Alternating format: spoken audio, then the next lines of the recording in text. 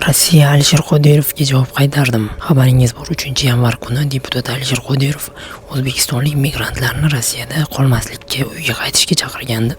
Oradan bir hafta o'tib, Rossiyadagi mashhur teleboshlovchi propagandist Solovyov mana bu intervyuni berdi.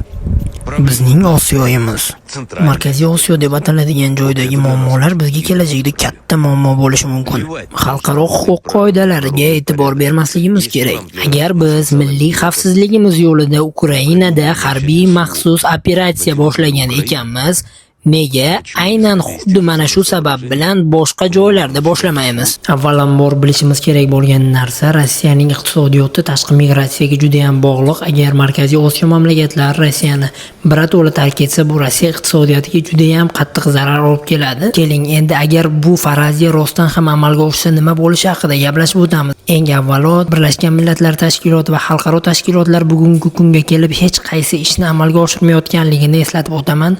Shu bilan birgalikda Rossiya agar Markaziy Osiyoga hujum qilsa, Yevropa mamlakatlari unga sanksiya qo'llash bilan cheklanadi. Amerika hukumati esa bugun Tramp va Putin o'rtasidagi yaxshi munosabatlar sabab uni faqat ogohlantirishi mumkin, xuddi Isroilni ogohlantirgandek. Xo'sh, Turkiy mamlakatlar bizga yordam bera oladimi? Turkiya, jumladan boshqa Turkiy mamlakatlar, Ozarbayjon, ular faqat bizga iqtisodiy ko'mak berishi mumkin. Markaziy Osiyoning o'zini ichida ham katta bo'linish bor. Afg'oniston, Tolibondan biz hech qanday yordam kutishimiz kerak emas. Tolibon va Rossiya bugun juda ham opoq-chopoq. Tojikistonda esa Rossiyaning 5000 ta eng sara jangchilari saqlanayotganligini inobatga olsak, Tojikistonning ham harbiy imkoniyatlari bu darajada emas. Qirg'izistonda esa Rossiyaning harbiy avia bazalari mavjud.